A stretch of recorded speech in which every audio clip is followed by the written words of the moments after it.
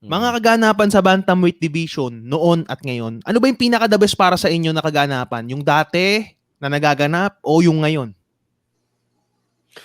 Kung siguro ako, bro, papipiliin ako, siguro mas maganda ngayon.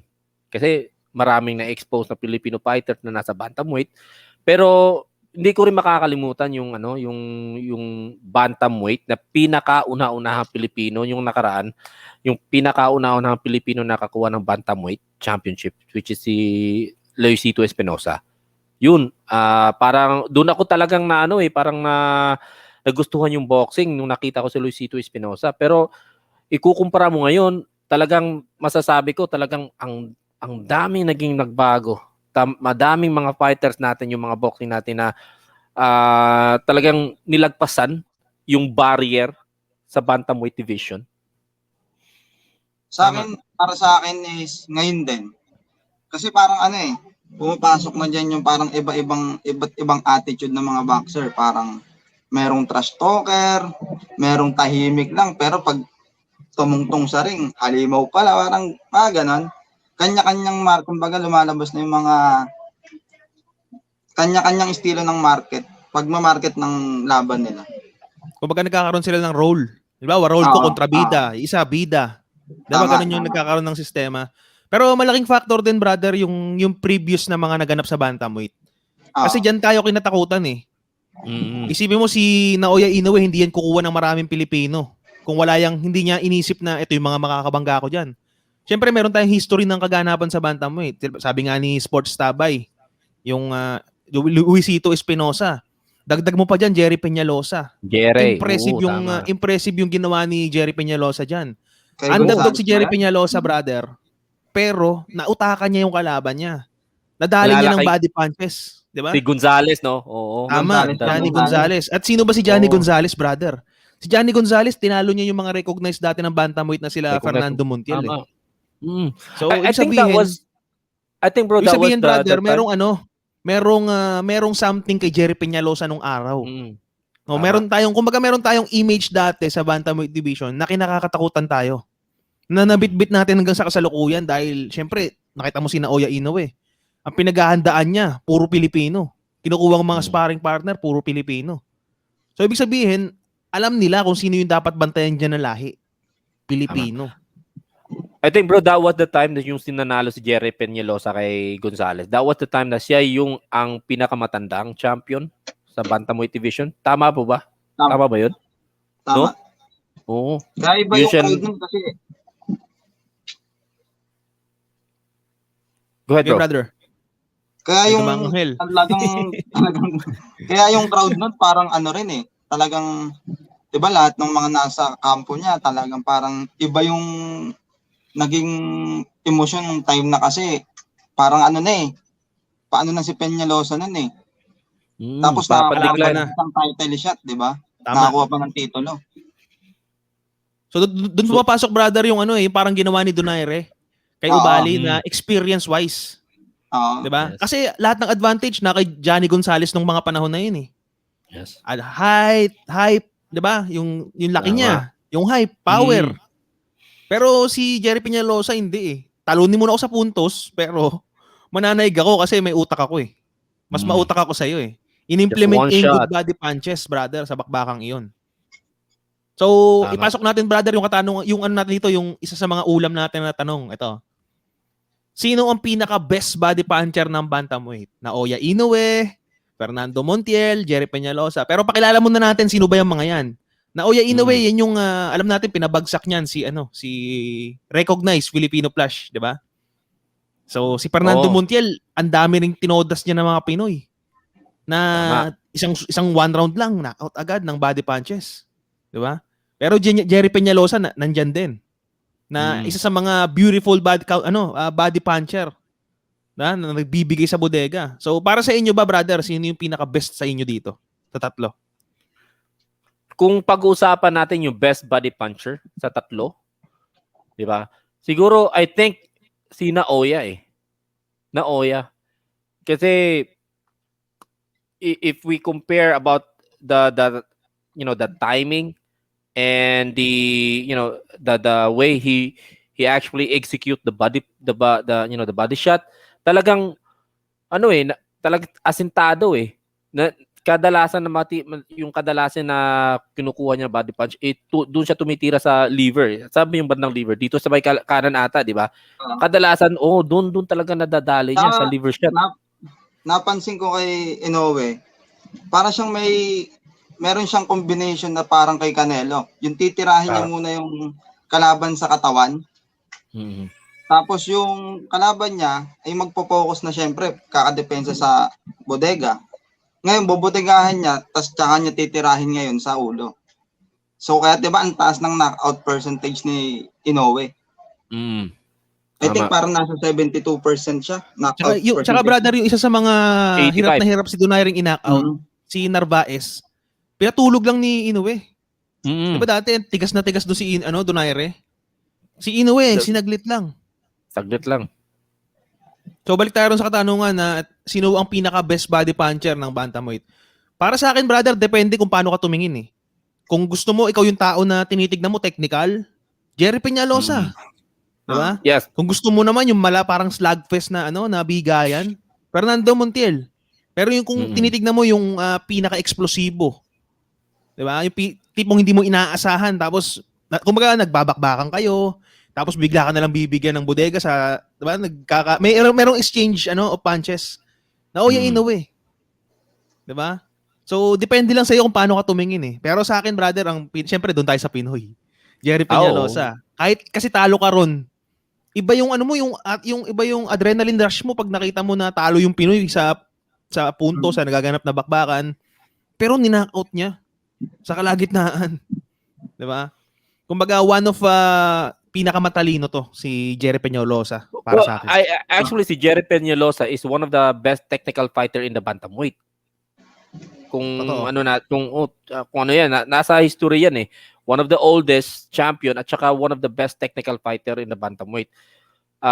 Basta hindi mo maikukumpara yung skills ni Jerry Peñalosa kay ni Naoya. Kasi si Jerry talagang classic fighting style ang nasa kanya eh. Kumbaga iba yung noon tsaka ngayon eh. Iba yung estilo.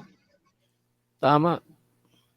Tsaka noon, brother, hindi masyadong mainit pa, 'di ba? Oo, hindi pa. Hindi katulad ngayon. So papasok diyan, brother, yung ito. Pinakamagandang event na nagaganap sa bantamweight noon o ngayon. Para sa akin ngayon, tama, brother, yung mga output nyo kanina na ngayon. Kasi ngayon merong mga nagaganap na kung kani-kaninong role na bad boy, role na good boy, isang tahimik lang na parang isa naman lason, si Guillermo Rigondo, di ba? Tingin ko lang, mga role ngayon eh. Siguro kaya parang hindi rin gaanong, parang ano bang termang maganda dito? Parang hindi gaanong napapansin o natatabunan yung bantamweight division noon. Kasi meron pang Oscar De La Hoya noon, Mayweather, Miguel Cotto, mostly na nasa mga welterweight division na talagang nagsasalpukan eh. Kumbaga kung gustong ng mga tao maglalaban si ganto, si ganyan, mga ilang buwan lang maikakasa. Kumbaga yung viewers, kumbaga mas nakapokus dun sa mga nasa itaas na talaga eh. Parang gano'n. Tsaka merong yung kwento, major brother. division. Merong kwento kasi yung mga nagaganap ngayon, brother. Halimbawa sa lightweight division, dapat sila yung maglalaban doon eh, mga nasa prime eh. Pero ang nangyayari, umaalis sila sa section nila eh. Parang kang nasa school, diba? Ito yung section nyo. Dapat dyan maglaban-labang. Umaalis ka eh. Pumupunta ka ng grade 6, diba? Bumababa ka ng grade 5. Ganon eh. So nawawala yung kwento, yung asim ng mga fans na, ano ba naman to? Mga sino-sino mga nilalabanan. Imbis na sila yung magkita-kita ron, diba? Magkaroon ng mga kwento-kwento. Yun yung meron ngayon sa bantamweight division na hindi sila lumalabas. Kung bantamweight lang sila, ang mga plano nila, gusto nila maging undisputed champion. Yung iba dun sa welter, sa lightweight division, masyadong maligalig eh. Gusto maging actually division. Ito yung sinasabi nila eh. Sa bantamweight, they are fighting the best fighters. Sa ibang division, they are the best. And who is the best? And the other one is the best. So puro sila the best, kaya hindi sila maglalaban-laban. So yeah, nakakadabis nila si Tank Davis umakyat ng timbang. Tsaka layo ng lakto, brother, tingnan mo, pagkatapos 'Di ba? Hari sa 135, choppy mo. Dahil nga undisputed. Bumabasit ng maligalig, pumunta ng 130. Umakyat ng 140. Ngayon, lalaban ulit, 'di ba? Tama. Hindi katulad nung brother, ang problema mo lang diyan, pera na lang eh. Sa purse. Kasi pag may pera na diyan sa bantamweight, sigurado tuloy na yung mga laban na yan. Elimination na lang yan eh. Eliminate mo si Donaire, eliminate mo si Casimero para maging hari ka. Ganon yung kwento diyan eh. Tama. Diba? Hindi sila lumalabas sa section nila. Kung nandun ka sa bantamweight, nandun ka lang. So, para sa akin, brother, sang-ayon ako sa inyo na kung merong magandang event na nagaganap, ngayon. Kumpara dati.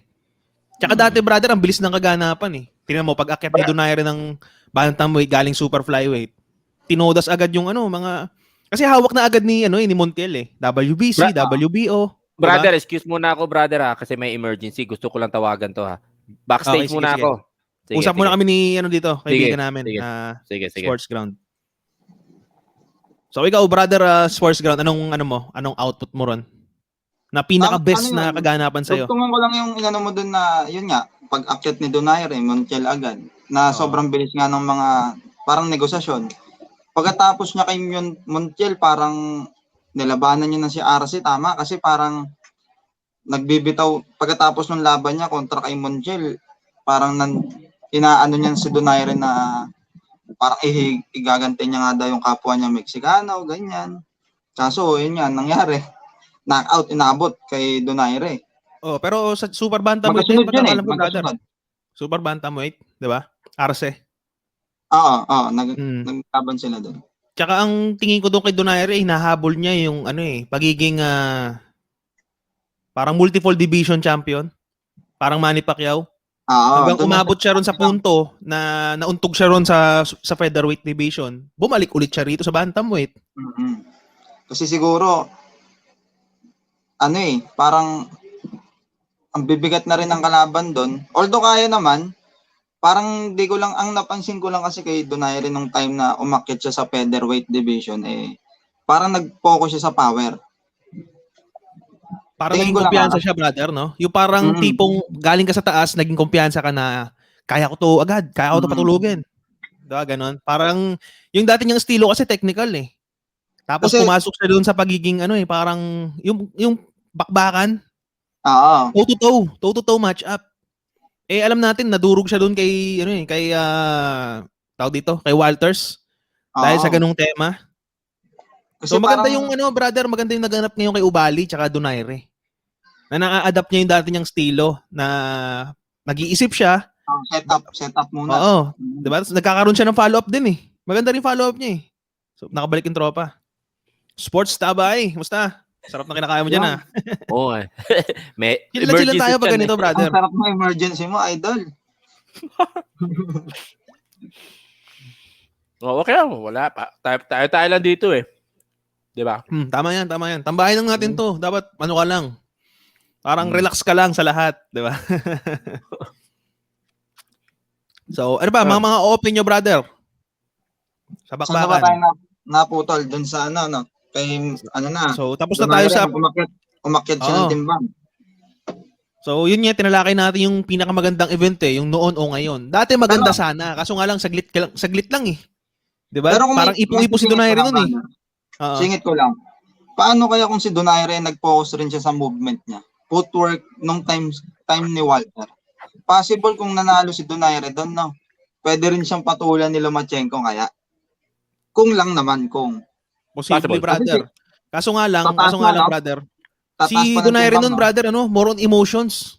Nakita ko yung niya, laban niya, parang more on emotions siya na pag nasaktan, bara-bara na makikipag salpukan kay Walters. Pero kung tiniknikal niya si Walters, brother, yung wala siyang pakialam sa sa puntos o kumbaga nag-focus siya sa depensa. Kasi malakas yung kalaban niya doon, power eh. 'Di ba? Power talaga, ang lakas sumuntok ni Walters. Yun lang naman panama ni Walters eh. Sinabayan niya nga, idol yung power na yun eh. Kumbaga power sa power ang nangyari doon. Wala nang technical na gagalaw. Parang Manny Pacquiao na left and right. Actually, brother, nadali nga niya si Walters noon. Dapat tulog si Walters sa kanya. Say by the bell lang eh. Tsaka, ang pagbabago ron sa 126, mas nasasalunan ng mga boxer yung suntok niya. Di katulad sa lower weight class division, tumitilapon, nangingisay. Sa 126, doon niya na-realize na, ay, ito na pala yung parang limit ko. Di baba ako lang paunti-unti. Tsaka marami siyang Tama. customer sa lower weight class division. Si Donaire. Di ba? Marami siyang customer dyan. Yun nga. Si Donaire, I think pumatok yung pumatok yung bantamweight talaga. Kasi naalala nyo yung si Darchinian, 'di ba? Si Darchinian kasi he is one of the superstars in the bantamweight. Superstars sa bantamweight 'yun. Ang pag alam ko, flyweight ata or super flyweight or super flyweight. Doon siya parang superstar eh. Alam ko bantamweight, doon na yung rematch nilang naganap eh, or super bantamweight eh. Tama ba? Di ko sure Pero kasi Tingin ko brother ganun. Kaya lang. Doon siya naghari brother sa sa super flyweight tsaka flyweight.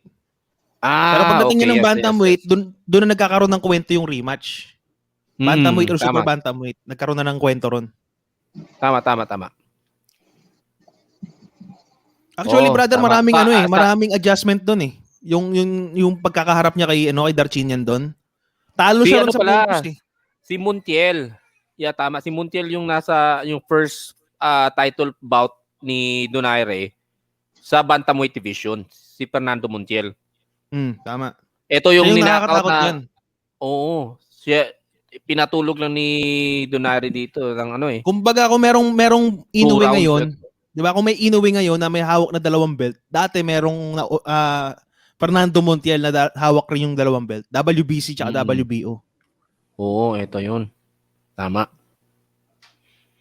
Pero tapos, brother, wala na ba yung i-output pa rito? Tuloy tayo sa hagdanan. Ito. Sige. Best version na Donaire versus Inoue.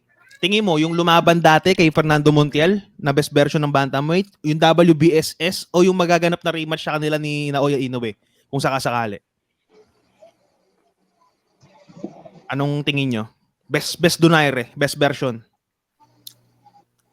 Saka tingin ko hindi mo masasabi yung best version ni ni Donaire ngayon kasi makikita mo sa laban ni nila Ubali. Parang parang isang mama kontra sa isang bata. Si Ubali yung bata, si Donaire yung mama. Talagang masasabi natin na mananalo talaga si Donaire sa laban ni Ubali kahit champion pa si Ubali noon. Siguro ang pinaka-best na Donaire na nakita ko before the fight of Inoue. Siguro yung sa time na naghahari si Donaire sa sa bantamweight, super bantamweight. Sa bantamweight tsaka sa flyweight. Yun ang pinaka-best na version na nakita ko kay Donaire. Tingin ko lang. Para sa akin, nung time din na yun, nung kalaban niya sila Montiel, kasi kung mapapansin mo sa galaw ni Donaire noon, nandun yung pag nakita niya yung kalaban na talagang nadodrogi, talagang sinusundan niya na ng puro solid na eh. Yung time kasi nung sa WSS sila ni Inoue naglaban, medyo nandun na yung makikita mo na doon yung edad mararamdaman mo na doon yung edad ni Donaire. Unlike dati kasi na nandun meron pa siyang setup no na talagang pag binitaw niya yung ganong left hook o gantong eto talagang solid, talagang matutulog ang kalaban. Pero nung time kasi nung nag-WSS na siya, parang nakikipagsabayan na lang talaga siya. Parang pag sinapak ka, sasapakin ka rin niya. Parang ganun eh. Unlike nung dati na maganda talaga yung mga setup niya, follow up. Pero malalaman natin yan, bro. Pag nag-away na sila o nagtapatan na ulit sila ni rematch ni Inoue. Malalaman natin kung ano yung pinaka-best na version na Donaire. Kasi ngayon, masasabi natin Donaire is 38. 38, yeah. 39. 38. 39. And he's fighting a bantamweight or fighters who are actually talagang nasa pinaka-prime. 'Di ba? So, if ever na magkatapat sila at matalo ni Donaire, so yun, masasabi ko, yun ang pinaka-best na version ni ni Donaire kasi hindi basta-basta si Inoue na kalaban eh. So kung mapamanalo ni Donaire itong laban na to kay Inoue, kung sakasakali magtatapat sila, then I have to say Donaire right now is the best version. Ganito kasi brother yung version ni Donaire na lumabang kay Inoue, 'di ba hawak siya ni tawag dito, Robert Garcia. So yung kilos ni Donaire may pagka-scientific eh. Kalkulado yung galaw, kalkulado yung bibitawan. Nakita mo tikom sumuntok si Donaire dati, tapos mabilis kung may bibitawan kang suntok sa kanya. Mabilis niyang maiilagan yun, babato ng counter. 'Di ba? Kumbaga parang yung mga panahon na yun, na-master nila yung parang scientific na galaw eh. Kalkulado nila yun eh. Scientific ang galaw ni Donaire noon. Di katulad nung naglaban sila ni Naoya Inoue.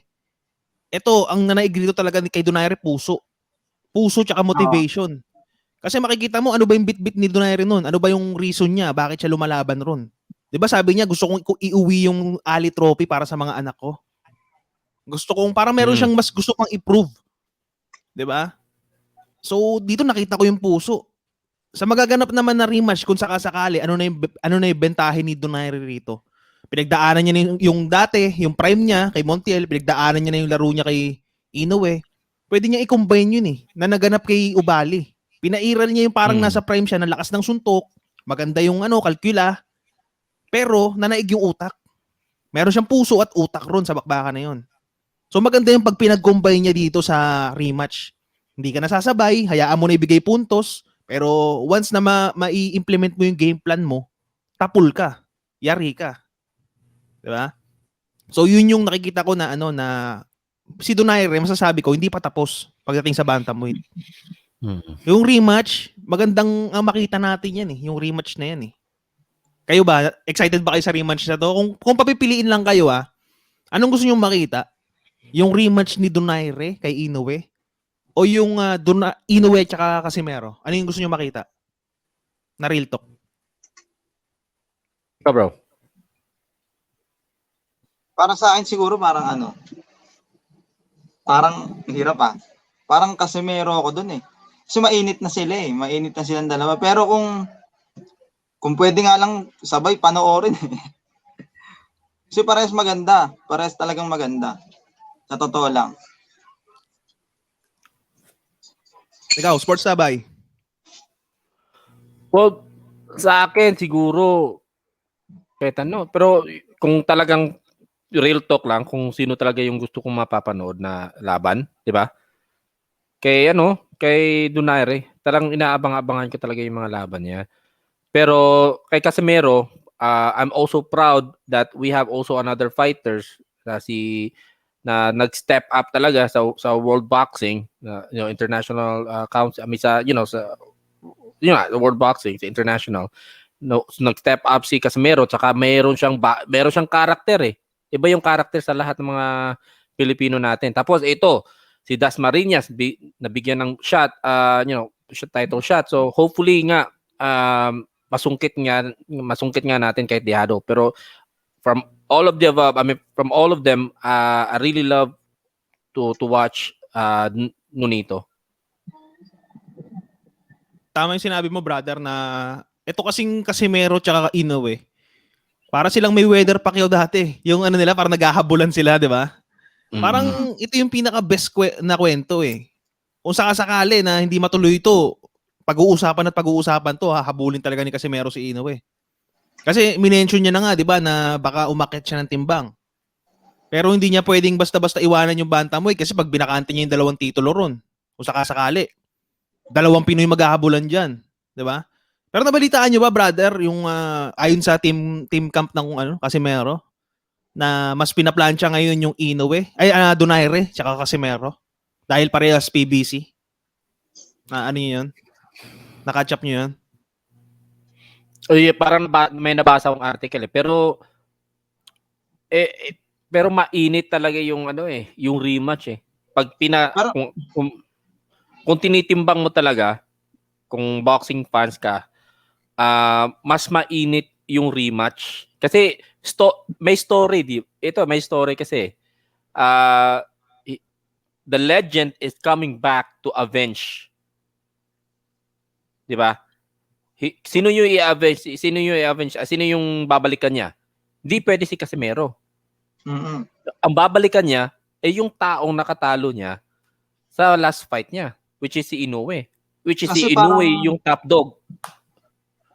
Parang parang pwede naman yung Casimero versus Donaire. Kaso nga lang kasi meron pa talagang Inoue na dapat na may hawak pang 2 titulo. Kasi kung maglalaban si Donaire at Casimero, kaso parang tatawanan na lang siguro sila ni Inoue na kakahabol nga sa kanya, silang dalawa na naglaban.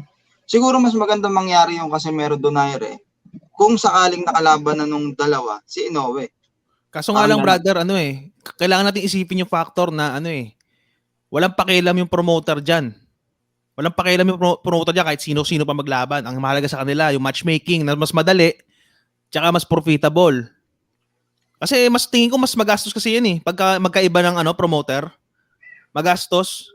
Dahil nga, syempre, may mga fees ka niyan May mga dinadaan-daanan yung mga bayad niyan Kaya tulad ng pares kayong ng promotions, sabi PBC. Yun nga sabi ni Sean Gibbons yung napakinggan ko sa live ni Mark Lontayaw na ganun nga pinapaliwanag niya tungkol sa bakbakang Donaire at Casimero. Alam natin lahat, parang mas maganda Alam natin 'di ba mas maganda maglaban muna si ganito, ganyan. Para si Inoue, Echepuera natanggal na. Kaso nga lang parang naisasawalang bahala natin yung mga promoter 'Di ba? Ayun kasi isa sa mga factor talaga diyan ng big hindi yung emotions ng tao Kung ano yung pananaw ng tao hindi Ang mananaig diyan kung ano yung gusto ng matchmaking ng promoter.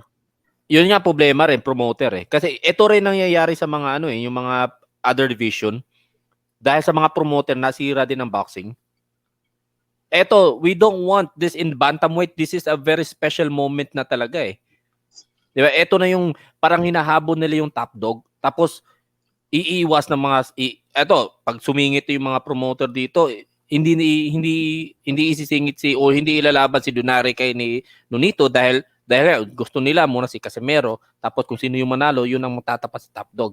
Pero knowing na lahat ng mga most of the people love to see this fight between Inoue and Donaire, 'di ba? Kasi again, as a parang sa casual boxing fans lang, they would rather love to watch this kind of fight rather than Donaire and Casimero first.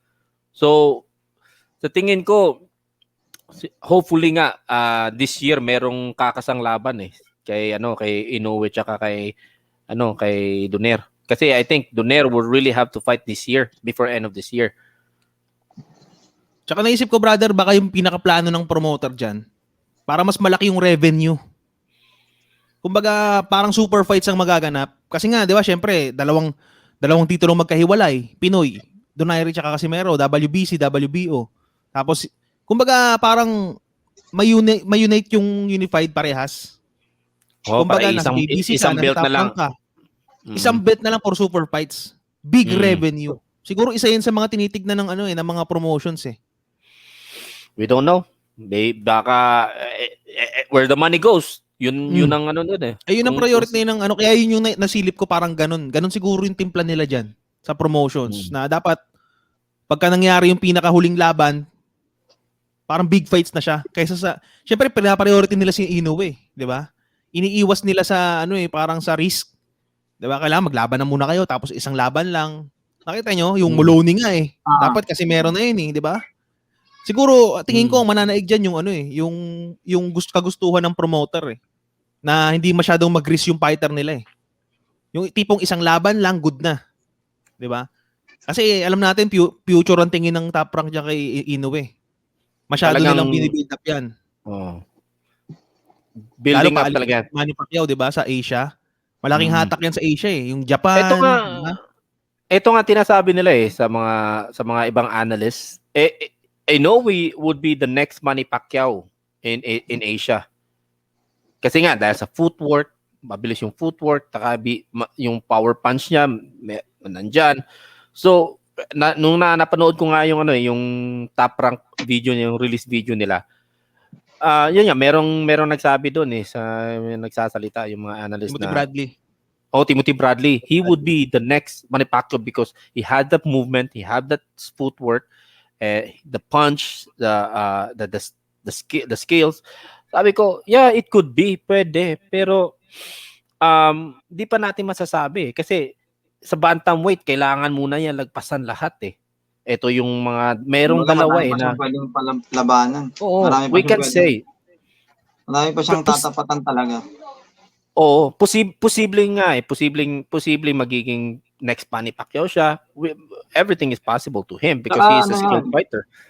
Nakadepende yun kung sakaling, ayun nga, lalabanan niya na talaga yung mga matitikas din sa kanyang sa division niya. Nandun yung, kung pag natalo ka, paano ka bababangon? Paano ka babawi? Parang ganun Kasi may ganun si Manny Pacquiao Meron. Diba? Oo. Matatalo ngayon, pero sunod-sunod na yan. Diba? Nandun Tsaka si yun. Manny Pacquiao dati, brother, si Manny Pacquiao dati hindi siya yung parang binibaby ng yung tipong hype. Ngayon iba Binibaby ng maigi si Naoya Inoue ng mga promoters. Promoter, mga Diba? analysts, mga binibabing masyado. Tingnan mo, hype na hype. Yung laban pa lang ni Casimero dapat nila na magaganap. Si Inoue lang yung binandera. Samantalang WBO champion si Casimero. Oo. Alam mo, naalala ko nga dyan, brother, yung yung build up ni Bob Arum dati. Sa kakahanap niya ng parang next Manny Pacquiao, parang binild up niya yung Chinese, si Zhu Shiming, kilala niyo yun? Noong mga panahon na yun, na pinaka kay Freddie Roach. Oo, di ba? Ano nangyari? Ang galing sa amateur nun, pero pagdating sa pro boxing, wala. Pinipilit nila Gusto nilang gawing hinog sa pilit Ganun ang ginagawa nila na, which is naman, napapatunayan naman ni Naoya Inoue kasi 3 Division World Champion, may bagsik sa loob ng ring. Ang ano nga lang dyan, brother, kailangan, bago ka tawaging The Monster, bago ka bigyan ng ganyang tema sa social media o lahat, dapat lampasan mo muna yung ano mo. Kasi wala ka pang tipong donaire pa lang pinagdaraanan mo Yung ibang mga protagonist diyan sa sa bantamweight, hindi mo pa nga nilalagpasan Malay mo maging upset fight pa yung kay Hindi malabo, brother. Hindi malabo. Pero tingin ko, brother, malaking impact talaga diyan, brother, yung hype kay Inoue. Isipin mo, number 2 agad 'Di ba? Imbis na Terence Crawford yung dati, mas sila. Ngayon binibreed nila si Inoue. Kasi nga iba yung charisma ni Inoue sa yung hatak ni Inoue. Tama. Special yung tingin nila Ito bro, may kaibigan ako sa Japan. Isa din siyang fighter, pero hindi siya boxer Parang siya yung parang mix kickboxer. Tinatanong ko sa kanya si Inoue kung ano si Inoue doon. Sabi niya kilala niya si Inoue, boxer, pero hindi daw ganun kasikat. Nagtataka nga ako Paano hindi ganun kasikat? Pero kilala niya. Pero alam mo kung bakit, brother? Tingin ko, brother, kasi sa sobrang daming mga boxer nila na magagaling ron, nagkaanuhan sila, nagsasapaw-sapaw. Alam mo si Ioka. 4 Division World Champion yun, brother. Baka mas sikat sa kanya yun dun sa Japan. Pero kasi hindi natin masabi kasi superstar na kasi tingin kay Inoue sa international International, nasa number 2 pound for pound, di ba? Kaya siguro hindi siya gaanong kilala doon mismo sa bansa niya kasi parang sa atin, ang main na sports natin is basketball, di ba? Minsan yung ibang nanonood ng boxing, pag tinanong mo, hindi rin naman nila ganun kabisado yung mga pangalan. Pag nakita na lang nila sa itsura, doon nila nalalaman na, ito pala yun si yung 2 Division World Champion. Siguro natatabunan lang din si Inoue ng ibang athlete doon sa kanilang bansa. Pero brother, kasi alam mo pinakamalaking purse sa Asia, Japan. Iba yung suporta nila ron. Kaya parang hatirin ako sa sinabi ng boxer na yung Japanese boxer na. Kahit ngayon mga boxer na doon Pinoy, yung mga kasparing, sila yung nakausap ko dati, sino ba yun? Yung dati nag-janitor ba yun or nagbabasura doon sa Japan na mabait din na champion, Tunyakaw. Malcolm Tunyakaw, nakausap ko nung Pasko. Kilalang-kilala daw doon si Inoue. Suportadong-suportado kasi iba daw sumuporta ang Japan, talagang full force. Kaya hindi ako naniniwala, brother, na na hindi kilala si Inoue dyan sa Kaya, Sikat kaya yan, nga, brother. Kilala yan. kaya nga nagtataka nga ako paano nangyari yun? Sikat nga siya sa ibang bansa paano pa kaya sa sa bansa nila? So, sabi ko, okay. Kaibigan ko kasi hindi na So, ako pasok tayo dito, brother. Pasok tayo sa taktika na to, ha. Oo. Mga taktika ng boxer sa bantamweight ngayon. Sino ang pinakadelikadong opponent o fighters, brother, na makalaban? Kung may makikita kang makakalaban dyan, brother, sino yung pinakadelikadong dyan, boxer sa bantamweight division? Para sa'yo. Ikaw, sports, ikaw, bro.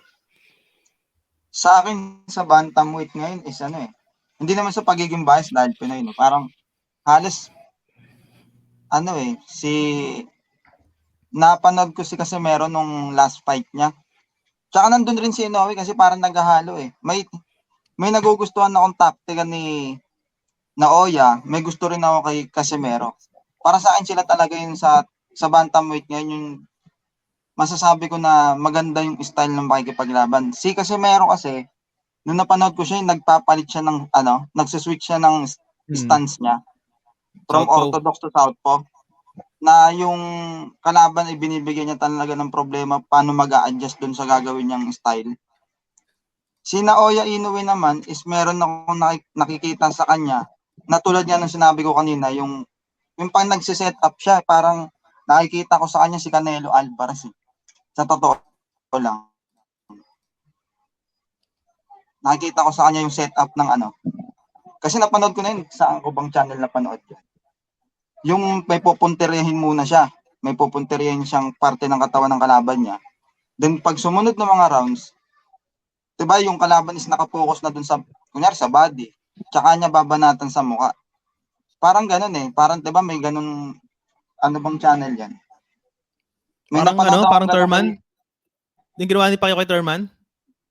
Bodega parang muna, sabay ganun, pa nga. brother. Oo, parang ganun, brother. Pero isa-isay natin, ha. Sino-sino ba yung mga nandyan na nandyan pa rin? So, di ba, out of prime na, Guillermo, Rigondeaux, Donaire. Ang pinaka parang future ngayon, Inoue, Casimero, then meron pang mga upcoming, sila Gabalio. Oo. So, yun yung mga nandyan, brother. Martin.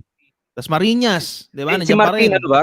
Si Martin nasa bantamweight na ba? Martin, brother, yan? Parang prospect pa lang sa Pilipinas muna yan eh. Mm. Kumbaga, yun yung kasi mindset niya eh. Hindi muna siya lalabas eh. So, yun yung brother, 5. Tingin nyo, sino yung pinakadelikadong ron? Ikaw, brother, output mo, Casimero or Inoue. Tama? Ikaw, bro, sports tabay. Well, I don't know. Actually, siguro hindi lang talaga ako maka-get over kay Donaire sa mga unang laban niya. Kasi makikita mo parang tingin ko kung gaano siya kabagsik noon, makikita ko pa rin na meron pa rin siyang bagsik na hindi ganun kalayo ang gap nung una. So, masasabi ko siguro ang mabagsik talaga, ikukumpara ko si Donaire kay Casimero, skills siguro medyo marami pang pwedeng ma-improve si Casimero eh. Pero hindi naman sabihin natin na mas talaga. Pero mas marami pa siyang ma-improve. Si Donaire kasi talagang nasa tuktok na siya eh. Ang gagawin niya lang talaga is parang tawag nito, paano niya yung patience o yung nangyari sa laban ni Ovalle, kung paano niya gagamitin yung patience niya, yung pasensya niya. 'Di ba? Kasi meron nandun na yung lahat ng mga ni Donaire, yung skills, yung power, yung technique, meron nandiyan na sa kanya. Kung ang execution na lang talaga para sa kalaban niya. Si Inoue naman siguro ikukumpara ko kay Donaire, possible din talaga na pwede niya matalo what I'm trying to say, possible talaga na matatalo si Inoue kay Donaire. Possible yun. And I see that when the time that they were going to have a rematch, makikita ko kung paano niya tatalunin si Inoue. For sure, Inoue, may takot na yan eh. Kasi first time na naglaban sila ni Donaire, natikman niya yung sakit eh. Natikman niya yun. Yung pa lang, medyo na-trauma na siya doon.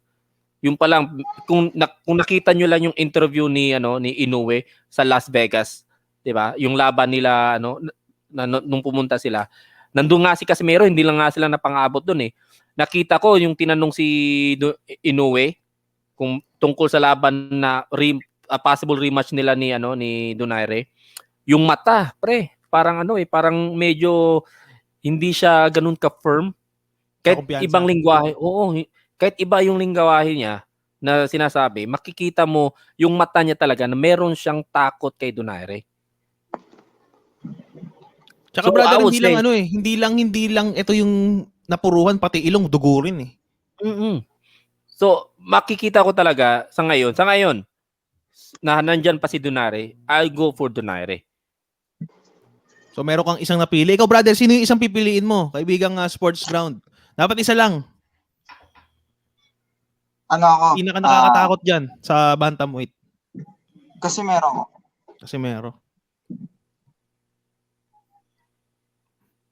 So, pili na kayong dalawa. Ikaw. Actually, hindi ako, real talk lang rin, brother. Casimero. Kasi yung merong part si Donaire na wala kay... Hindi, merong part si Casimero na wala kay Donaire. Si Casimero kasi may ingat eh. Pwede siyang lumaban. Pwede siyang tumaban ng toe-to-toe match-up, which is nakita natin kay Micah, na nung nakaya niya yung suntok, kinakain niya na lang, sinabayan niya eh. Pwede ring distansya. Kaya niya makipag-slugfest eh. 'Di ba? Kaya niya makipag-slugfest. Pero nakita rin natin yung previous, yung best fight din ni Casimero, lumaban ng technical, chess match, walang pakialam kahit gaano ka-boring. Nung tinamaan si Tete, tsaka nag-alboroto. Tsaka niya nilabas yung ginawa niyang taktika kay Micah na slugfest. Ginamit niya yun ng pang follow up eh. Yun yung kulang kay Donaire na follow up. Tsaka isa pa, sharpshooter. Meron si Casimero na titignan ka lang buong round eh. Titignan ka lang saan ka may mali, saan ka kahinaan mo. Ganun kumilo si Casimero na napapansin ko sa laban niya. So, na-adapt ni Casimero yung pagiging slugfest. At the same time, ang ganda niya rin ng mag-execute ng pagiging technical. Yun lang brother, yung opportunity na talaga ayaw ibigay sa kanya eh. Which is na masasabi ko, kaya ayaw ibigay sa kanya opportunity, nakakatakot si Casimero sa bantamweight. So pares tayo doon brother. Ito naman si Tropa Sports Tabay, si Donaire. Wala man lang pipili sa inyo brother kay Dasma.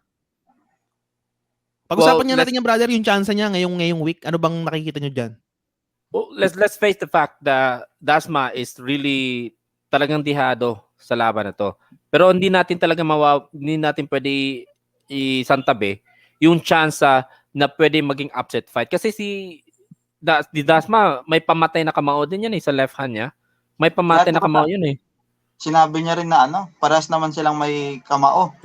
Patay kung patay, di ba? Pero maganda brother yung ginagawa ni Dasmariñas na sobrang mysterious. Yun. Yun ang pinakamaganda. Pero nakita ko yung mga clip ng kapera-peraso. Sobrang kondisyon. Kondisyon ni Dasmariñas sa bawat mga training niya, sparring. Silent killer, no? Oo. Ang ko lang doon sana ma-implement niya yung game plan niya kahit anong mangyaring output. Basta ma-implement niya lang yung game plan niya. Okay na ako ron. Good na ako ron. Sa akin lang, panalo kung sa akin, bro, kahit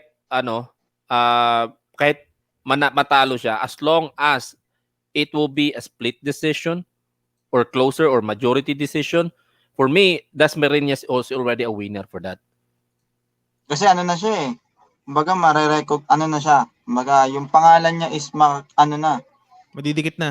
Tatatak yan. Tatatak talaga yan. Magkakaroon na siya ng pagkakataon dyan talagang mag-stick ng lumaban internationally. Diba? Tsaka tulad ng Donaire brother, Donaire Inoue. Diba Donaire Inoue? Talo si Donaire pero tumatak yung nangyaring yun. Oo. Yun ang gusto kong maganap sa Donaire, Inoue tsaka Dasmariñas. Kahit sabihin natin kahit anong output, basta mag-iwan ng marka si Dasma.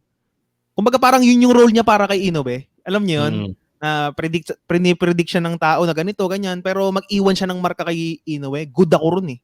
Okay hindi na lang kay Inoue. Hindi lang kay Inoue. Kahit yung mga analyst na dinadown si Dasma na tinasabi na walang chance ang manalo. 3%. Actually bro, dalawa kasi yan brother. Iba kasi yung nanda-down ka sa tinitignan mo lang ng talagang sa opinion mo lang.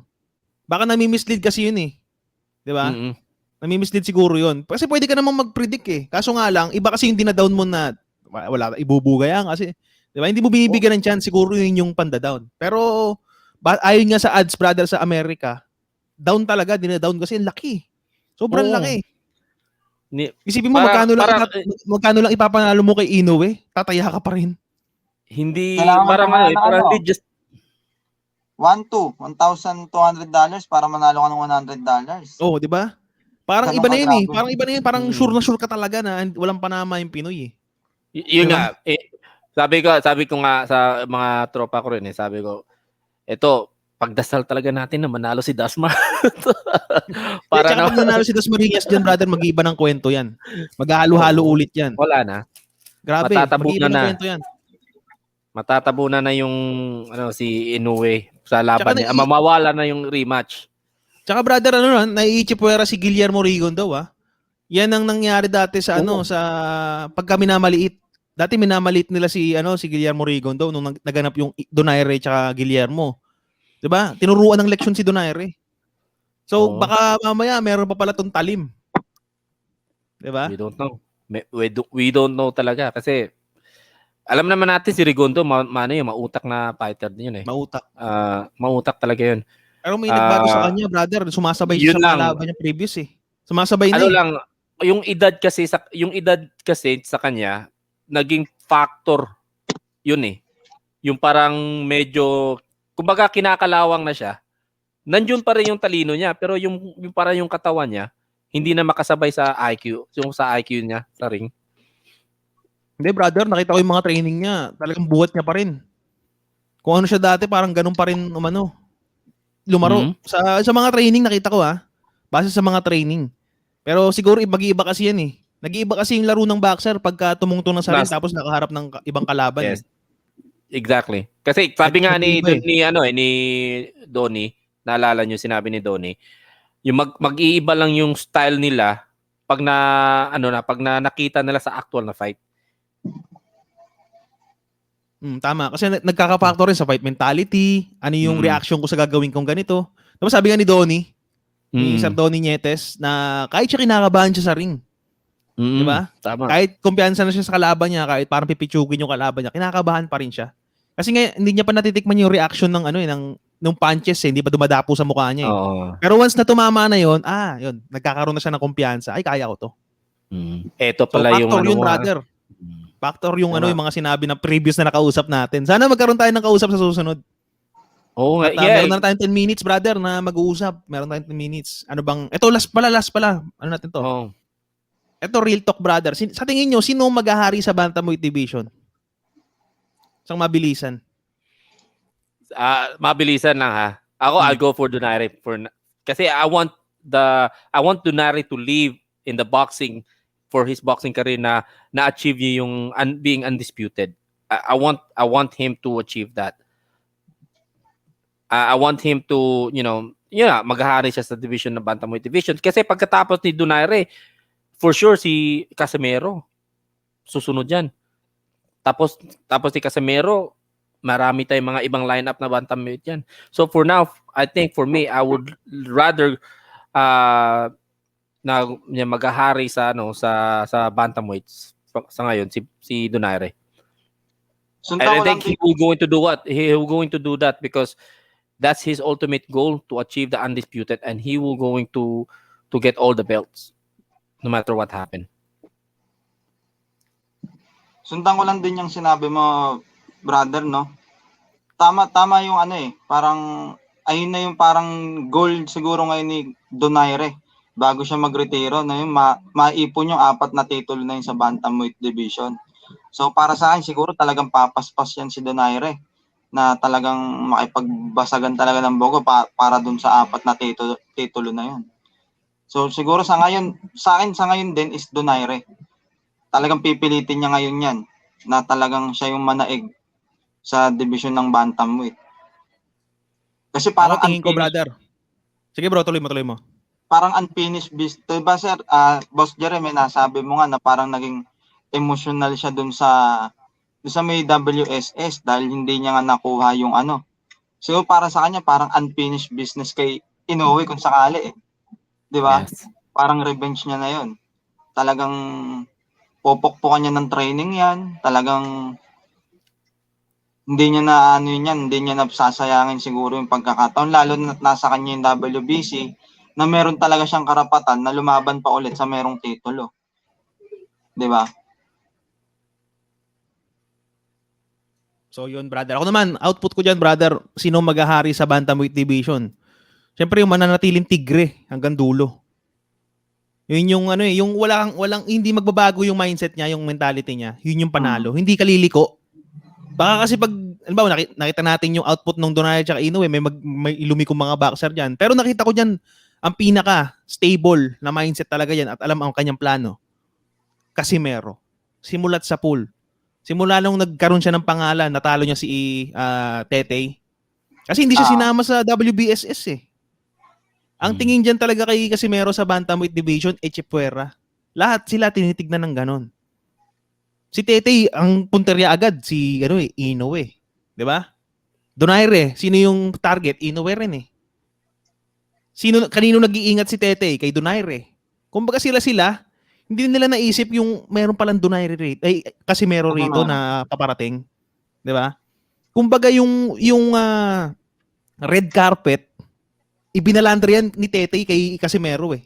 Para magpakilala na ako ang panibagong hari. WBO belt na sungkit. At anong after nun, ano yung kwento? Hinamon agad, ura-urada si Inoue. Di ba? Doon ako, hanggang sa ngayon, hindi pinapakawalan ni Casimero yung kanyang plano na sino ba hahabulin ko rito. Ilang years na tayo naghahabulan, di ba? Kay Casimero. So sa akin, gusto ko yung mindset ni Casimero. Nahahabulin kita kahit saan ka pumunta. Hindi pa sila nagkita, brother, nung sa nasa laban ni Shakur Stevenson, 'di ba? Para silang nandun. Oh. Hindi sila nagpang-abot, no? Hindi. Magkakaalaman yan, brother, dun sa sa laban ni Naoya Inoue. Kasi mananatili dun sa stage si Inoue. Donaire sa side, Casimero sa side. Magandang kwento yan. Kasi magandang ko yan eh. Napanood ko yan yung tinanong si Inoue ni Andre Ward kung ano ba yung motivation mo, ano ba yung target mo o goal mo dito sa boxing career niya ngayon. Ang sinagot ni Inoue na I go for Donaire and Casimero eh. Kasi yun talaga yung pangarap niya. Na 'di ba ang laging sinasabi ni Bob Arum na parang plano nila na umakyat na ng timbang si Inoue, ganyan. Pero si Inoue pala, ang gusto rin talaga niya is 4 title belts na sa Bantamweight division. Everybody in the bantamweight actually have the same goal. Yeah, the same goal is to have the belt to be undisputed. I think siguro magkakaalaman lang 'yan siguro pagkatapos sa laban ni Rigondo at saka si Casimero. Dito na magsisilaw ang init. Ito na yung parang siguro next year masasabi natin dito na yung bangayan eh. Sino ba talaga uunahin ni Inoue? Si Donaire ba o si Casimero? Eto, maganda to. Nauna na si Donaire, yan, panalo. Susunod na ngayon si Inoue, lalaban. Hanggang sa, kumbaga, last 3 months standing eh. Parang gano'n eh. Tsaka meron rin kwento, brother, kung sakali-sakali hindi ko sinasabing lulusot, pero eto, kung sakaling si Guillermo Rigondo, may kwento ulit eh. Rematch yun eh. 'Di ba? So parehas sa rematch. Pwede. Rematch Donaire kay Inoue tsaka kay Guillermo. Parehas may kwento. Kumbaga iikot, maganda yung laro na to. Tapos yung kwento naman ni Casimero kay Rigondo, paghihiganti para kay magkakaroon ng mga timplahan. Kasi si Donaire pinahirapan ni Guillermo. Si Guillermo tinalo lang ng maigi ni Casimero. Magkakaroon ka ng timplahan doon. Ibig sabihin ba mas malakas si Casimero kay Donaire? Donaire, oo, diba? Yun. Ganon eh. So mas lalong magiging maingay yung bantamweight, mas maganda yung timplahan sa dulo. Sana nga mangyari na hopefully within this year magsisimula na yung ganyong story, di ba?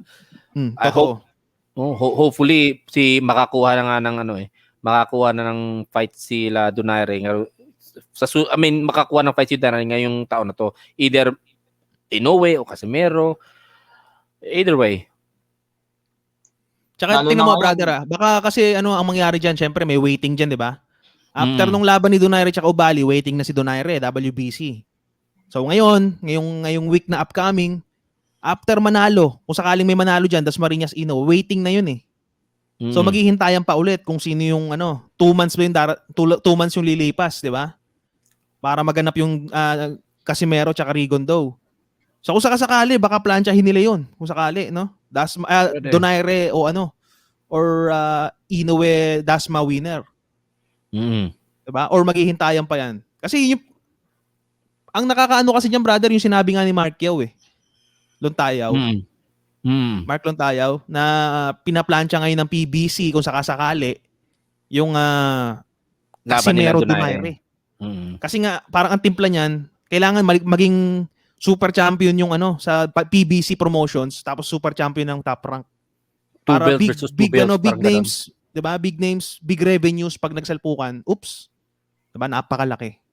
May point naman din 'yun, brother. Tayo lang Meron kasi nga. masyado tayo emotional mga Filipino eh. Ah. Pero kung tatanungin mo yung mga boksingero diyan, trabaho lang, walang personalan. 'Yun ang sagot sa iyo. Mm. Tama, Diba? tama. I agree. Siguro ang kailangan nating matutunan mga Pinoy, sakyan kung ano yung mga nagaganap. Dapat wag tayong matakot kung yan. Tadhana yan ng mga boksingero eh. Tsaka minsan lang natin makikita yung mga ganong laban. Wala, di ba? Nietes at tsaka Palikte. Pare sila naglalaban sa belt. Pero to pares may belt na Pinoy. Naglaban. Mm. Parang 'di ba, parang yung mga Meksikano nga, 'di ba dati? Hmm.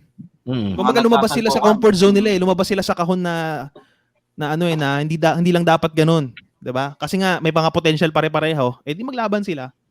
'Di ba? May init pa rin eh. Ang problema lang sa atin diyan pera, pero PBC bro, malaki magbigay ang PBC.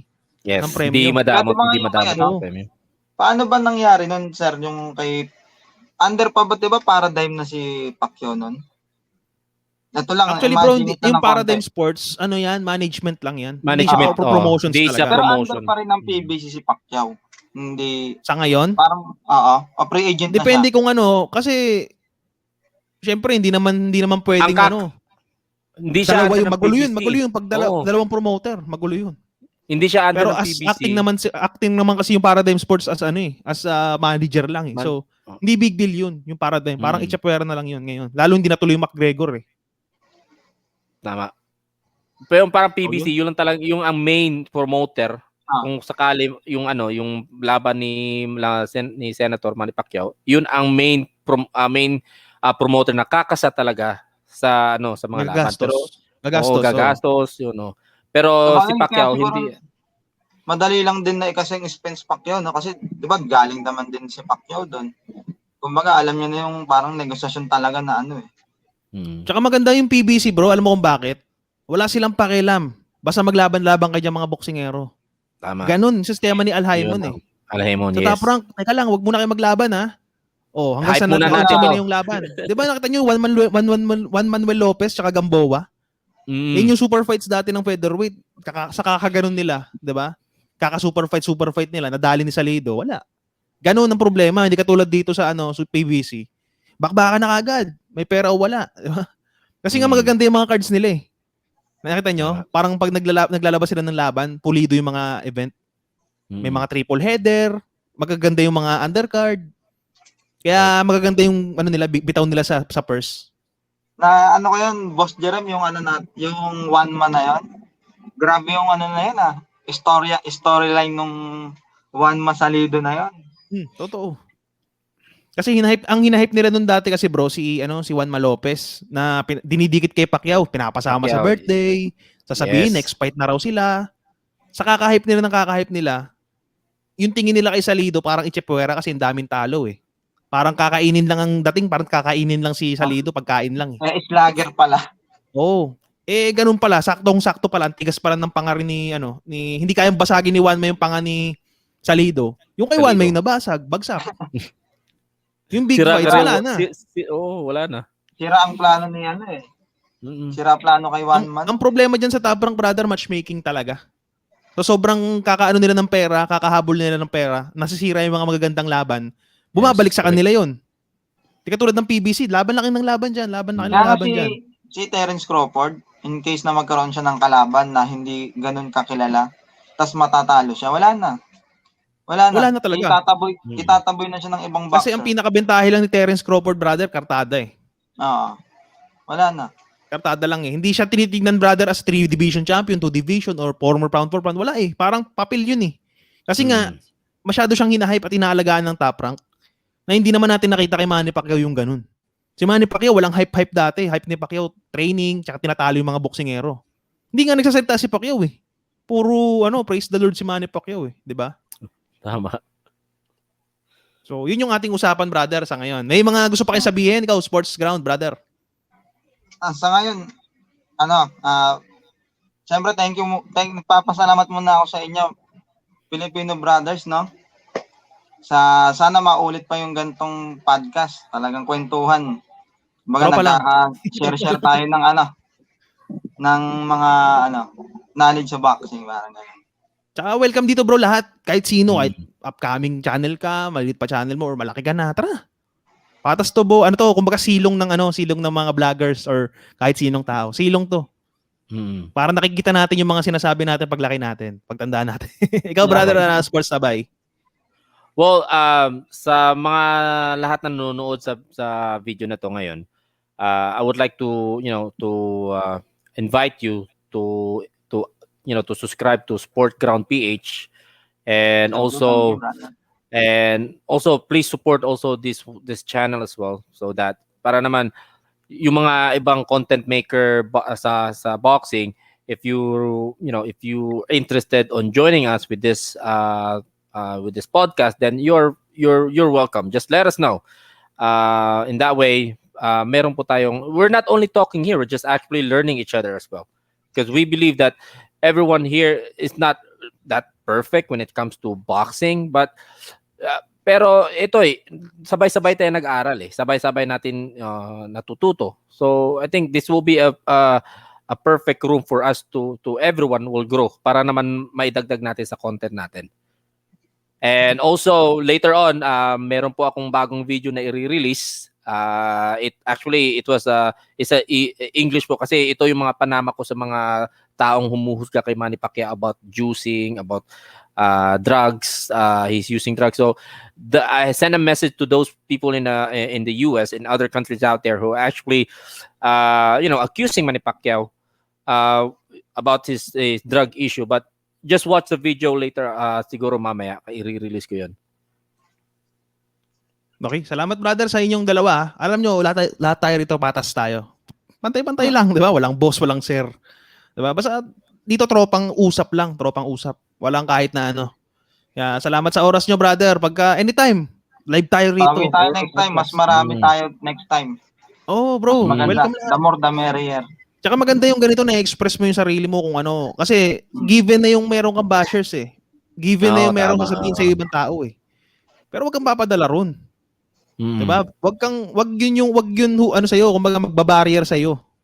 Yes. Wag mong papayagan na maging humarang sa'yo yun. Gawin mo lahat ng gusto mo. After na may sabihin sa'yo, di ayos. Part na yun ng part na yun ng sinasabi mo eh. Yes. Yung mga we can use them. Oo. We can use them to improve. Sabihin mo lang, brother, pag pangit yung sinasabi, sabihin mo lang. Labas dito. Pasok rito, labas rito. Diba? Pero pag may punto naman yung sinasabi, report as spam mo na lang.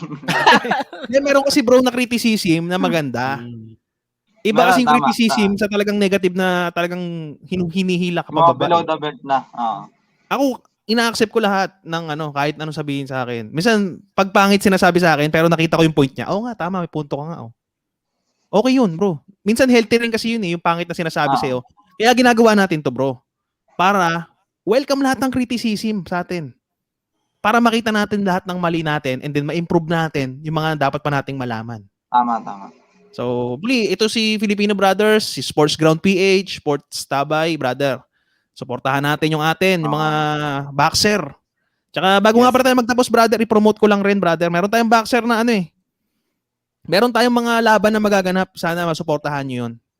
Alam nyo ba yung brother yung Kumbati? Di ba may tinang tayo, Kumbati? Sa amin yan, sa Cebu. Ano yung sabihin ng Kumbati, brother? Kumbati parang kung sa English, combat. Oo.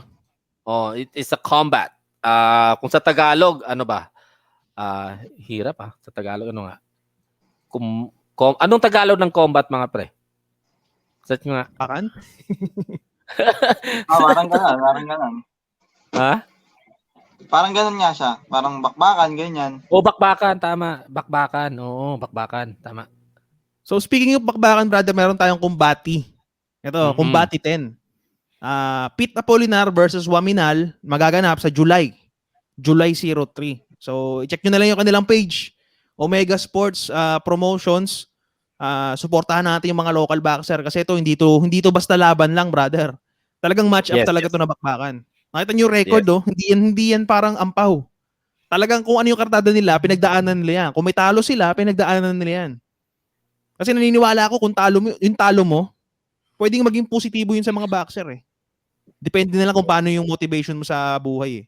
So, magagandang undercard. At higit sa lahat, ito yung promotions na nagbabangon ngayon sa mga boxing ng local. Kaya Yes. suportahan natin yung atin, panoorin natin yung atin. Tama. I-like nyo na lang yung kanilang page, Omega Sports Promotion. Salamat kay Julius Irving na nagsabi sa atin ng sabak-bakang ito. Salamat, brother.